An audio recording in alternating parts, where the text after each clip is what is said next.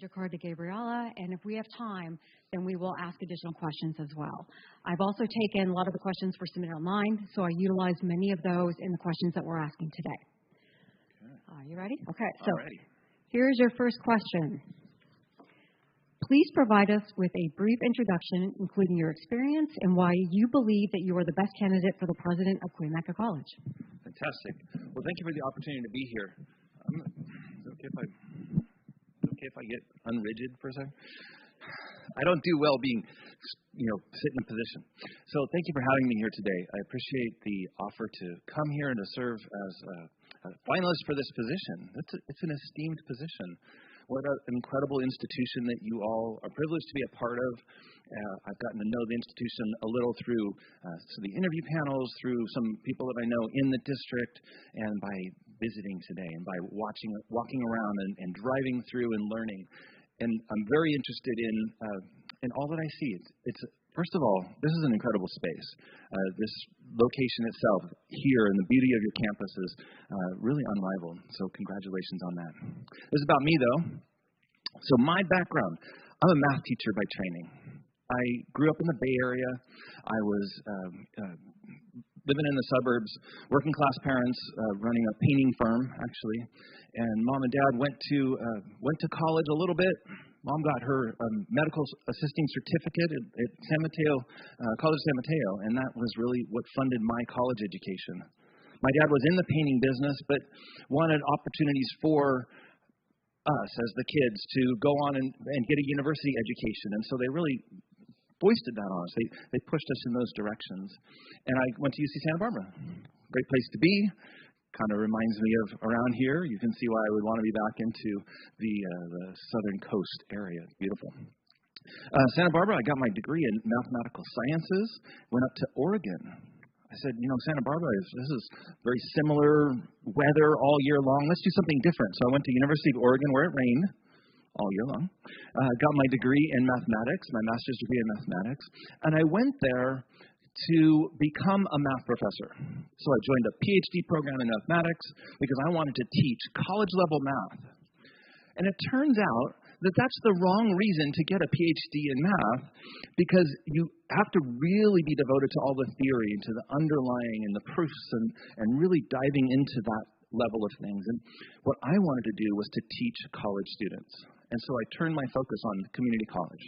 And from that point on, in my first year of graduate school, way back in 92, I was focused on working at the community college and helping students learn and grow and progress through the calculus sequence and through the mathematics courses.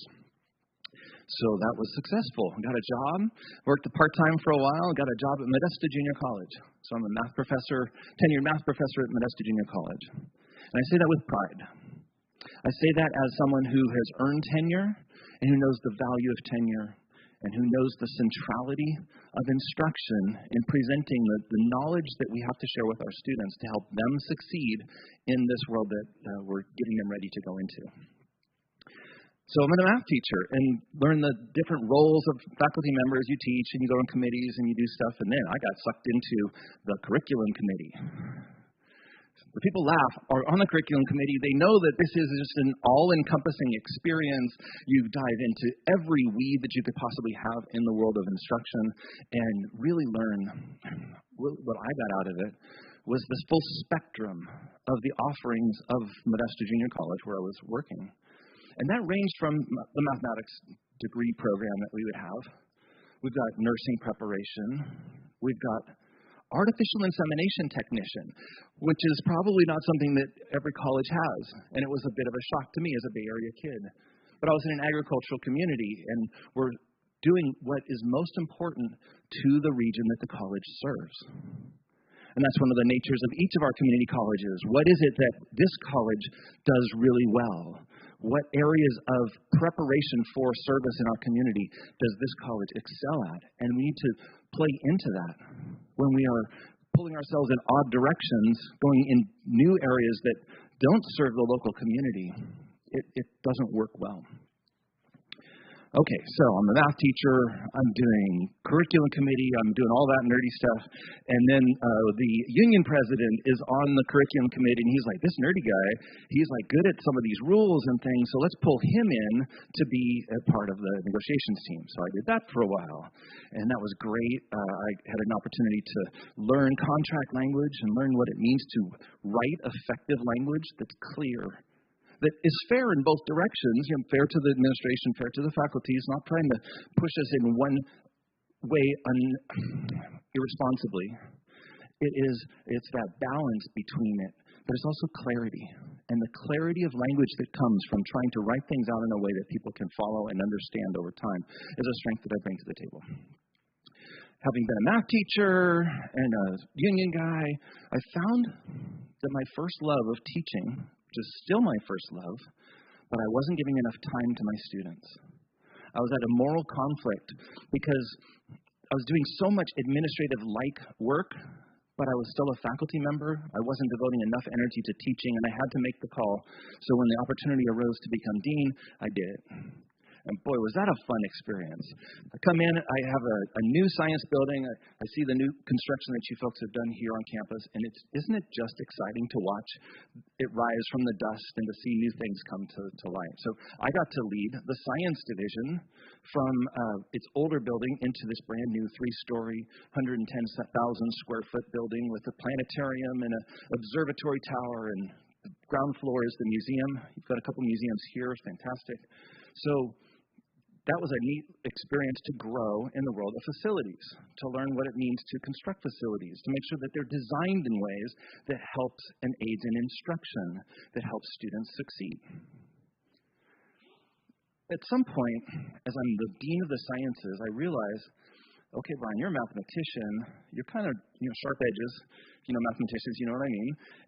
And I said, okay, it's time to go on. I want to be able to advance. I'm going to get my doctorate, but I don't want to go for a doctorate in something hard edges. I'm going to go with my doctorate in educational leadership. I want to learn about the social sciences. I want to grow in ways that I was not as familiar with before, and that's exactly what I learned through that program. They turned me into a social scientist. I was able to view the world in different ways, lead in different ways, and it's been a very momentous occasion for me to get that degree, which then qualified me more or less to move on to the next level of I get to be a vice president of administrative services on an interim basis. And we were talking about that on the way over, and it's one of those things, well, I know math, but wasn't really my cup of tea. So moved on and got to be a vice president of instruction. And that's really where I've been the last 7 years. In the world of California community colleges, I'm recognized as one of the leaders of the CIOs, one of the trainers of the CIOs, the chief instructional officers. I provide knowledge base, how-to, that curriculum basis, that union basis, all of that knowledge that I've grown into, that I've accumulated over time, gets put into play in trying to lead our institution forward. First, I'm at Columbia College, and Columbia College is part of a 2-college district, just like you. Columbia is the smaller of the 2 colleges in the district, just like Cuyamaca College. Columbia is the younger of the 2 colleges, like Cuyamaca College. It was started in the late 1960s and about the same era as Cuyamaca College. There's a lot of neat parallels there, and I love my time at Columbia. As a smaller college, I had the opportunity to really be involved in everything that happens at the institution. Go to all the events, be involved in facilities, helping set budget, understanding student services. We're small enough that we could do student services and instruction collaboratively. We don't have to have those people versus those people. We build those teams together. And that's an important background, an important skill that I'm sure is a characteristic here as well, is that collaborative work.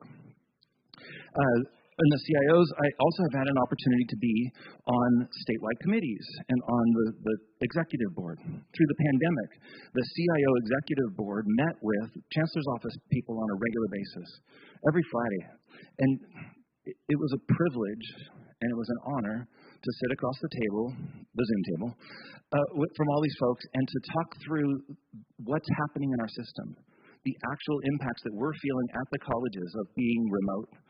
How do we make that work? And to have opportunities to help steer that direction to go differently. it was a drama that we've all survived through, a drama and a trauma, wasn't it? And we come out the back end of it. Now we know more about how do we do online instruction. I'm proud of the work we did in that forum, and it's been neat to be part of those conversations. So then, finally, most recently, I am the interim vice president at Modesto Junior College. So I started off at MJC, math professor and dean, went to Columbia for 7 years, and now I'm back home. I'm a family man. And as a family man, I had 3 children. They were in high school, and when I got the job at Columbia, I didn't want to upset their lives. So we didn't move up the hill. Drove for 50 miles each way. It's a lot of driving. So then when the opportunity at Modesto came about, it brought me back down the hill. One of the great things about being back at Modesto Junior College is the incredible diversity that MJC has. Much like the community here, it has a very high Latinx population. We have great events to try to draw students in, like the Hispanic Education Conference every year. We just got done with the Latinx Comic Festival. Different events that are going to draw people together. Programs like Umoja, programs like Puente, which we're getting started, and Mesa that we're getting started, that help students come together and being a part and helping to lead those. So that's kind of my journey. That's how I got here. I've given the long answer to the first question. I promise I won't give long answers to every question because it is only an hour after all. Thank you. Okay, question number 2. In your preparation for this important leadership role, what do you see as Cuyamaca College's greatest strengths and opportunities? I think the greatest strength is the collaborative nature of the institution. You are the perfect size. You're a big enough institution to be comprehensive and to have the slate of programs that students are going to be looking for in the community. But you're not so big that each individual school is its own entity that doesn't cross with the others. It provides an opportunity for the kinds of collaborative growth, participation, and improvements that will really help our students succeed. That's what I see as the greatest strength. We've got some programs that do fantastic work. It's neat to see the ornamental horticulture program, new facility going in for that one. Yeah, I got the guy in the corner there. The different programs in automotive. We were talking about automotive in an earlier interview, and the need to convert our current automotive programs across the state into electric automotive programs, right? It's the wave of the present. We better get on board with some of that. So that's really where I see the strength of the institution. You've got good people. You've got good hearts. You've got a collaborative spirit of our purpose. And I see this in things like your mission statement. I saw this in the math department's philosophy statement. It's the goal of helping our students succeed. And each of you has a different job, and I don't know what those jobs are yet, but I will. And each of you in your role is helping towards that same goal, which is all the students who walk on campus, who drive on campus, they're trying to move forward in their lives. And our job is to help them succeed and become what they're trying to become and to reach those goals. Question number 3. Cuyamaca College's overarching mission is to advance equity and social justice through student-centered and innovative approaches to education. What experience do you have closing equity gaps and addressing issues of social justice and anti-racism? Okay. My experience has been in the role mostly of the Chief Instructional Officer. We have worked together to establish the right kinds of data reports that allow us to see where these gaps are. And then we have to close the gaps. That's what the main effort is. And the gaps happen as a result of a number of different things. One of my strengths, and one of the things that I really like to work on, is the policy issues, the red tape, the little stuff that happens in the background that we know just derails students. And it derails them disproportionately. I think about my own kids, 3 daughters. They're all gone through college now successfully, and every time they hit an oddity of the process, whether it's like getting their financial aid check or whatever it was, all they had to do was call mom and dad and say, hey, I'm stuck, what should I do here? But our first generation college students, who are predominantly students of color, don't have that privilege. And yet our systems derail them. Our systems, those little red tape issues, really throw them off to where the students are giving up, dropping out, not getting the financial aid they need, etc. our job is to close those, to try to make those processes better. So it's not exciting work to talk about publicly because it's identifying a policy, determining that that policy has race-related differential outcomes, changing the policy, and installing new ones in place that are going to equitize our learning environments. So that's the background kind of work that I do. One of the things I'm most proud of, though, is the work that I've done as part of the CIO Executive Board to start the Alive Academy. Are there any Alive Academy participants in the room? There are. So when George Floyd was murdered, all of us took a big step back, and the CIOs took this big step back and said, what can we do differently? It is time, no more just talking, let's do something. So the CIO board started the Alive Academy, and I can never remember the exact letters, but it's Advancing Leadership Academy for Deans of Color and Allies to move from the dean ranks into the CIO ranks. Because we recognize that the CIOs across the state are not as diverse as the faculty are not as diverse as the students, and so we're going to work on that. We're going to provide direct training. We're going to provide every other Friday training session for our Alive participants to be a part of. We're going to teach them the fundamentals of being a chief instructional officer before they are in the role so that they're prepared for questions and interview panels and such like we're having right now. And it's working. That's great, isn't it? It's working. In fact, one of my mentees in the program, I've had 4 different gentlemen come through as mentees. We meet on a regular basis. Timo is now the CIO. I'm not sure how far it is from here. Imperial Valley. It's over that way. Someone point. That away? Anyway. I'm a little turned around. It's, yes, east and south and pretty close to the border. Anyway, Timo's the CIO now, and I'm really proud of the work that he's done. The Alive Academy has, I think, about a 30% success rate at this point. 30% of the participants have now advanced to be in executive leadership roles, either a chief instructional officer, some have gone into CE or CSO roles, the student services side. And in fact, one of our graduates is leading this the CVC, the California Virtual College Initiative across the state. So that's really proud of that work. For that to happen, I'm the treasurer. I'm the treasurer of the CIO. This is going to cost money. One of the things that has to happen is that a person in a position of leadership, authority, and influence, like the treasurer of an organization, has to say, this is the right thing to do. And someone else says, yeah, but it's going to be expensive.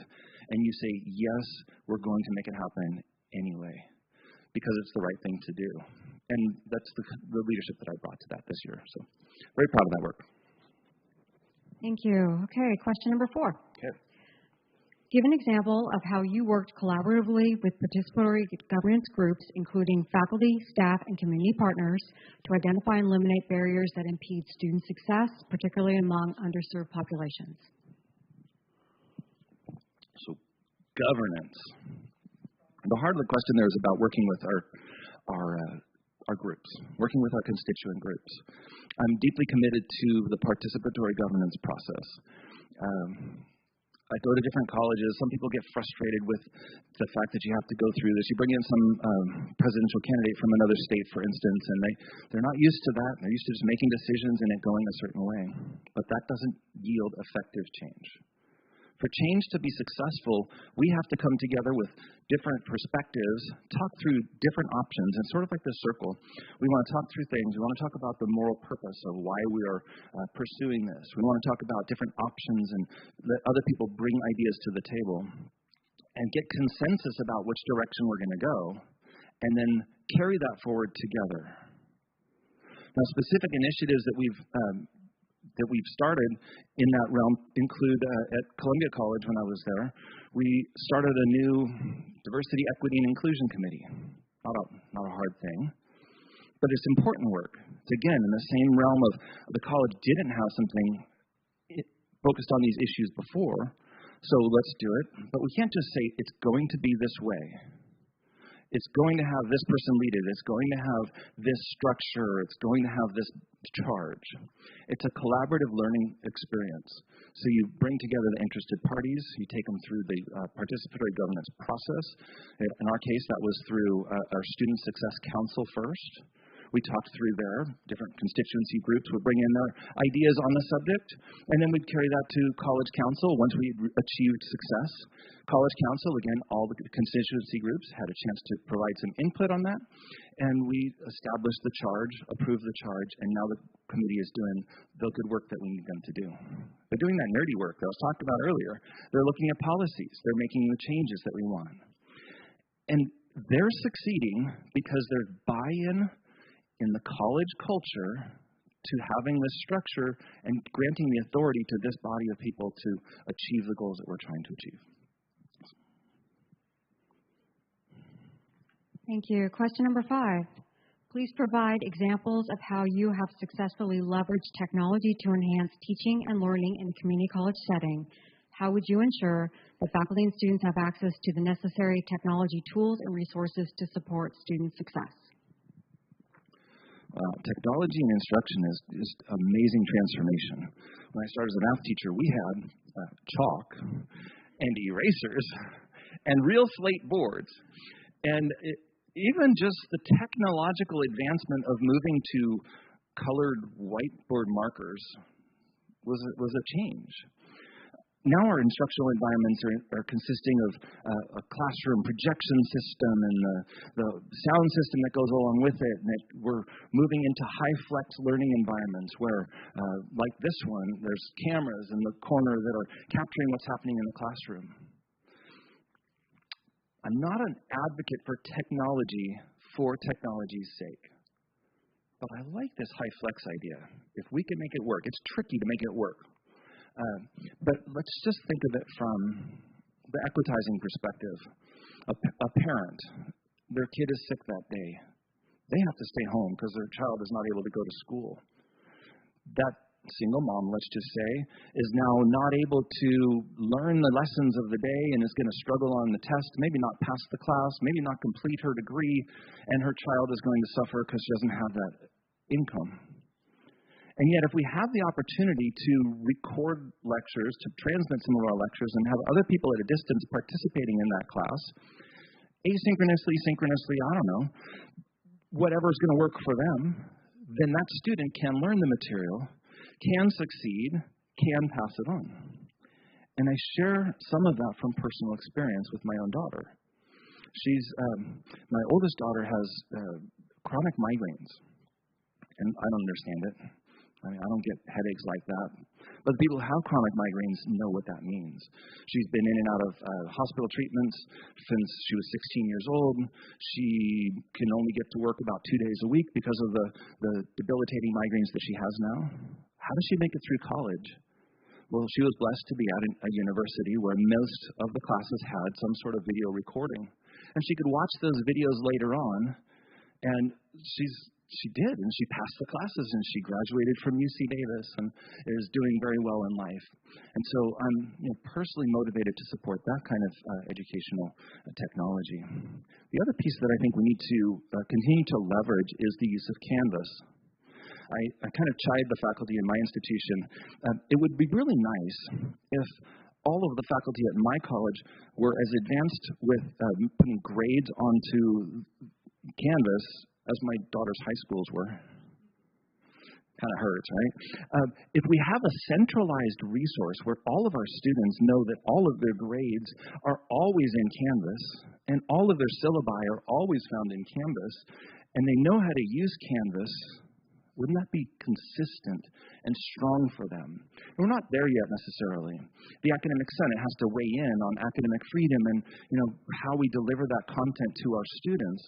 But maybe that's a direction that we could go that would help us reach more students more successfully and be more consistent with it using educational technology. Thank you. Question number 6. In your current or prior leadership roles, can you describe a situation where you utilized data to inform a significant decision? How would you ensure that data-driven decision-making becomes a fundamental practice within our community college?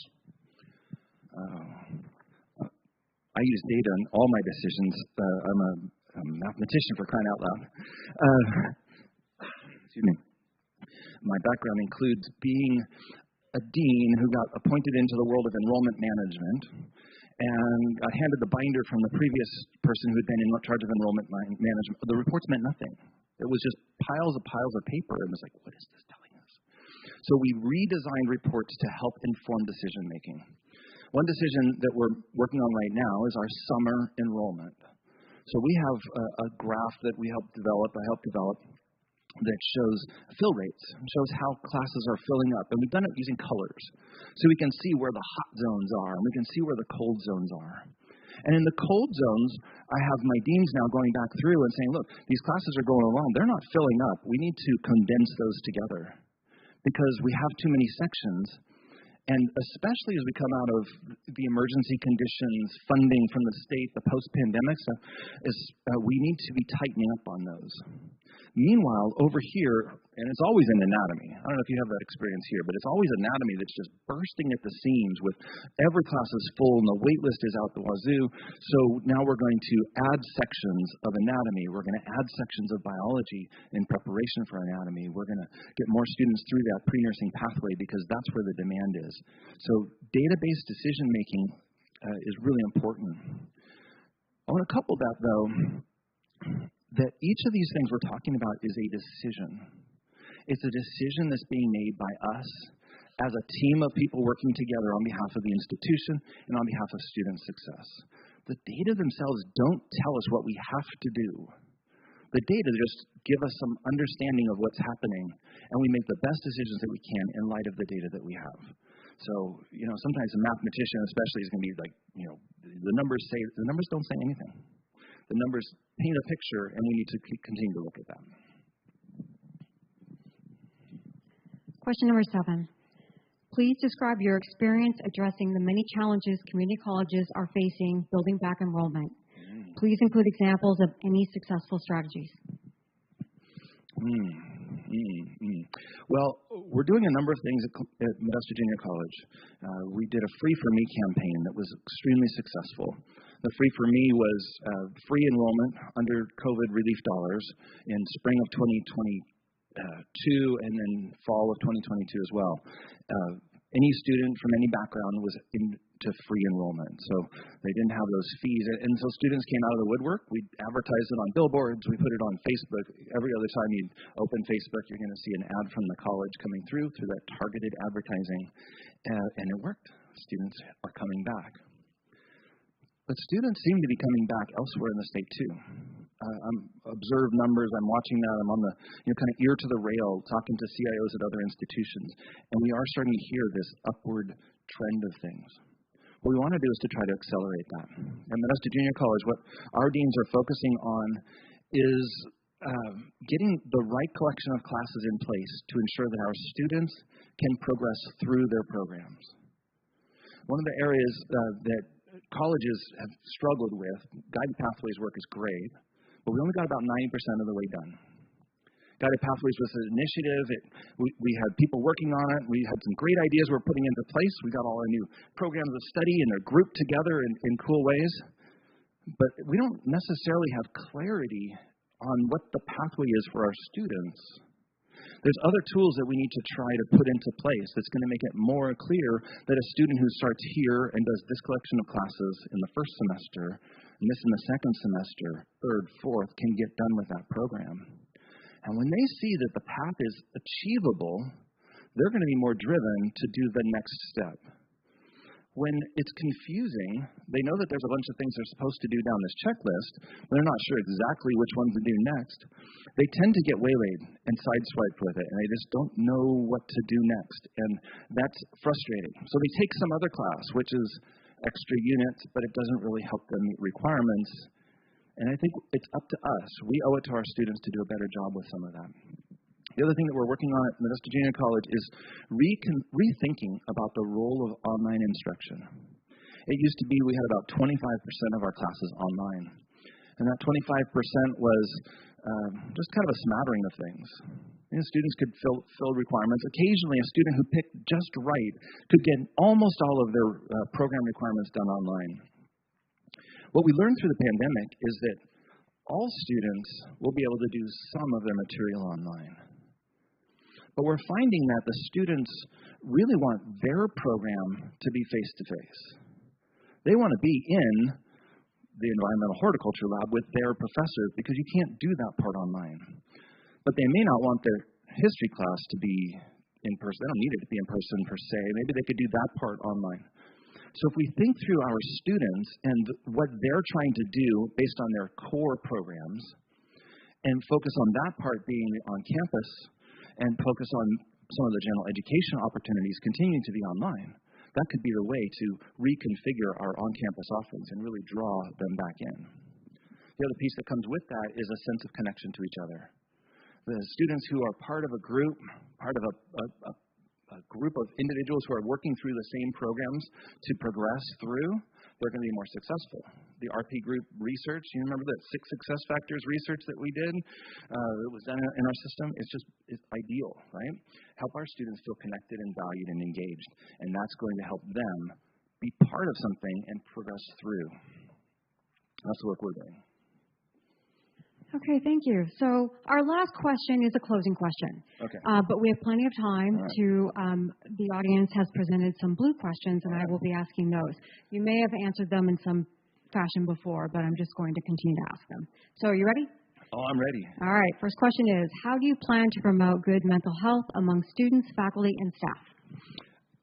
Well, we need to, I don't want to say party, we need to celebrate, right? We need to have, we've got these beautiful grounds out here. Let's bring people together and have convening events. Are you invigorated like I am when you go on campus and there's actually hundreds of students roaming around? That's things that we have to promote.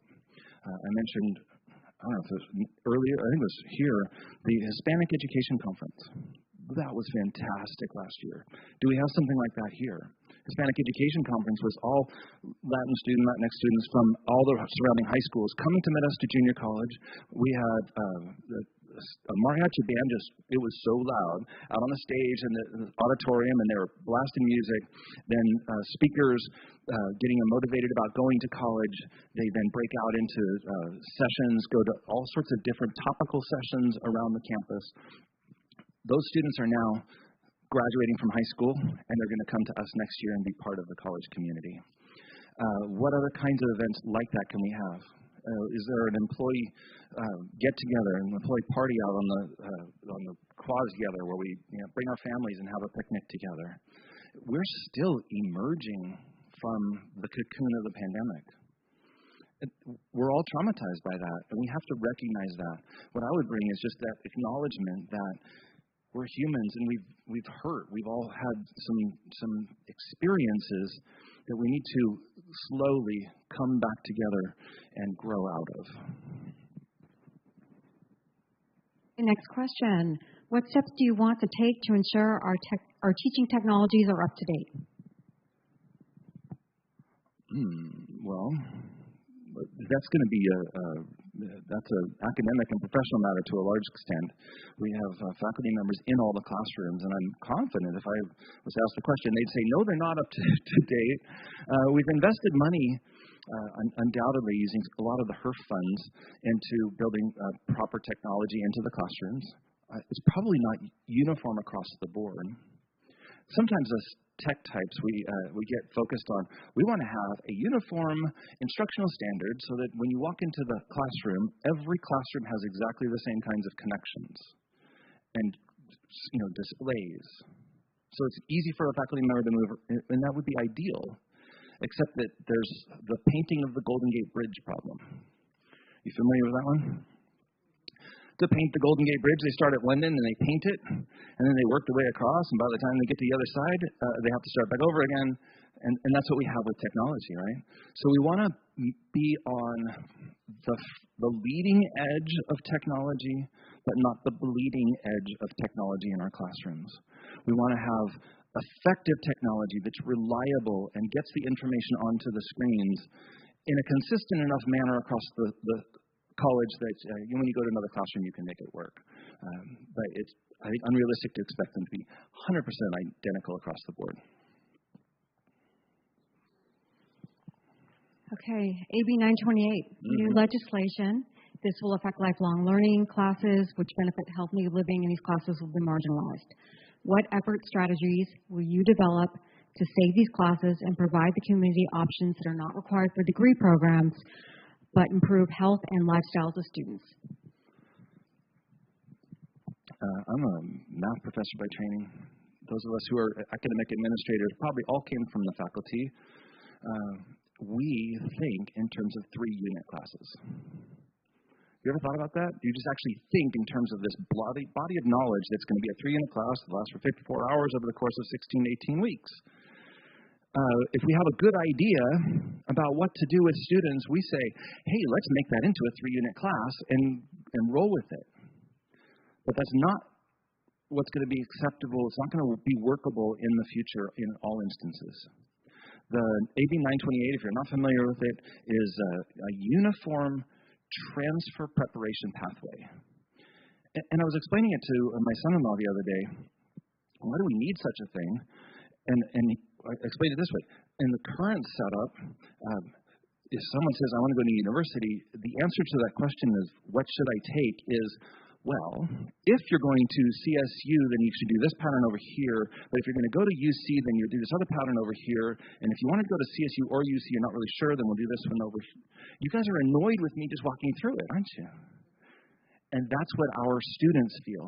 And that's what the legislature has heard from the community and said, we need to do better. And in the reshaping of things, the lifelong learning classes have been marginalized. The blue card was exactly right. They've been marginalized.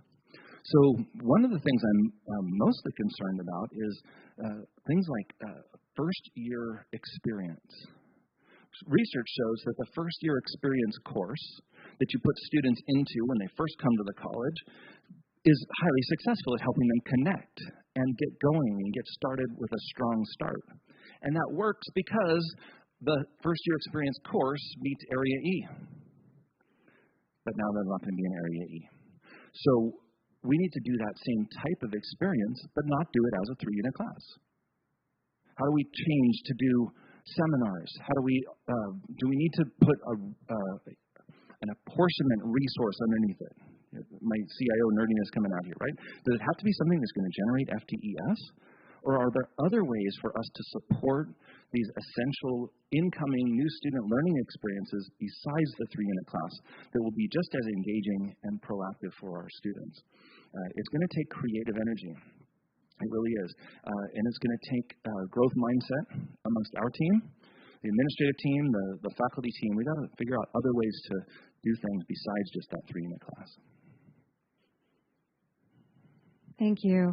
How do you plan to build a people-first environment culture throughout the Cuyamaca College campus? People first.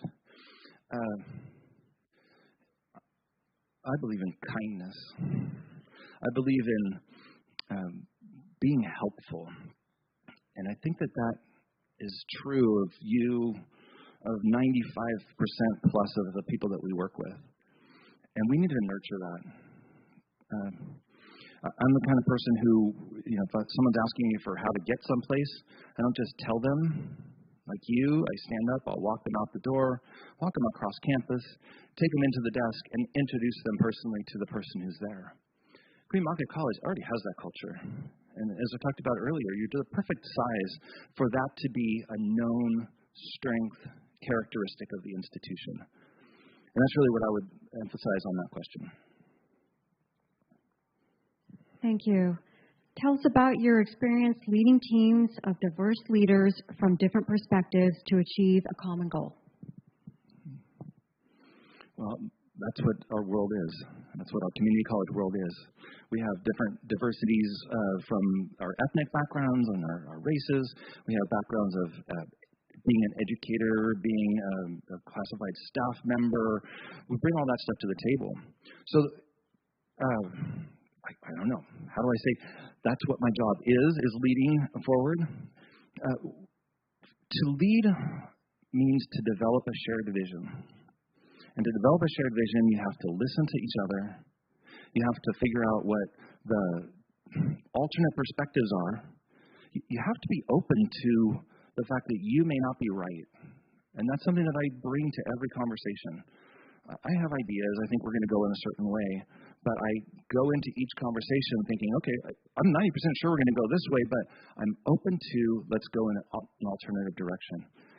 And it can't just be, me or one person steering the ship in a different way. It needs to be listening to each other. That's the nature of our work environment. And here's your last blue card. And this question is a little specific at this stage, but so what are your plans to continue to integrate our unique Kumeyaay program into our community? Kumeyaay program into the community is a good one. I come from 6 years at Columbia College. And Columbia College is in the foothills of the Sierra Nevadas, right along Highway 49, just down the road from the Black Oak Casino, and just down the road from the Chicken Ranch Casino.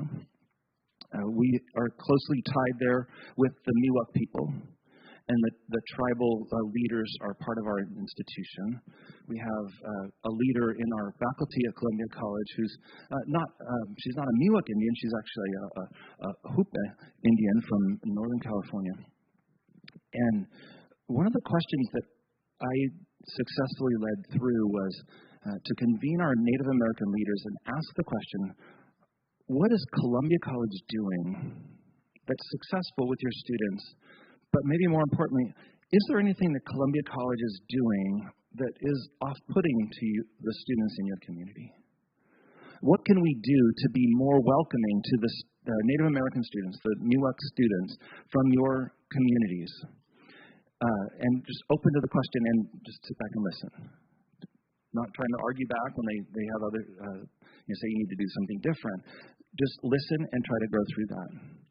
And by listening, we're also hosting a series of Native American speaker series, bringing in tribal leaders to talk through things, bringing in a speaker talking about the mass migration of young people away from their families, put into boarding schools in Canada and across the states, all of that, and just learning about that history.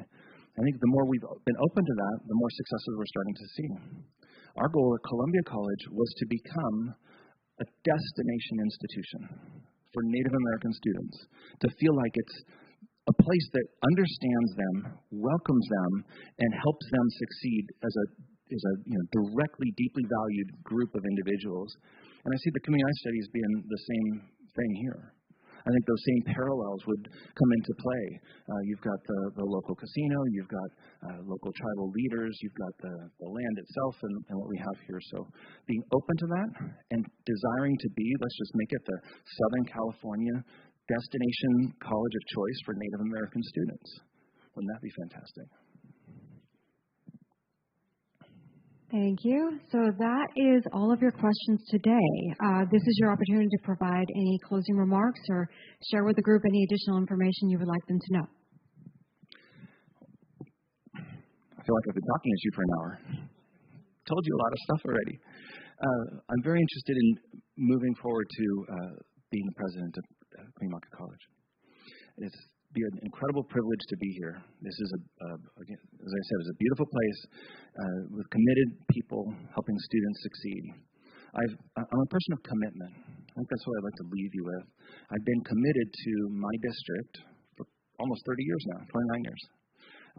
I decided to move there. I chose it. My wife and I set up house, had our family, committed to the same institution and the same district for a period of time because I think that's what good people do. As a committed person, as being in that consistency for 30 years, I bring a lot of strength to the table in my district. But I'm looking for new options. I'm looking for what's next. And I'm ready to make that commitment to a new situation, new location. I grew up in the Bay Area, went to school in Santa Barbara, been down here so many times now with different events and vacations, and I just love this area. So very interested in coming down here to lead Cuyamaca College. I do lead, and I hope you see this in an aspect of kindness, courtesy, dignity, and respect in all situations with all people.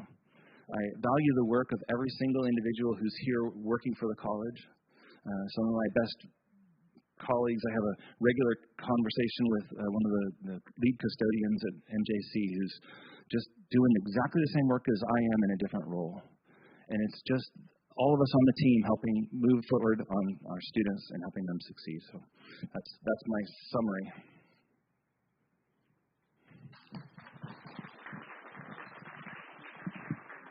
Thank you. Thank you, Dr. Sanders. So this concludes the President Forum for today. We encourage all of you to please fill out any feedback. You may leave it in the box, or there's another box in F100 that you can leave tomorrow until noon. So thank you again. Grab treats on your way out.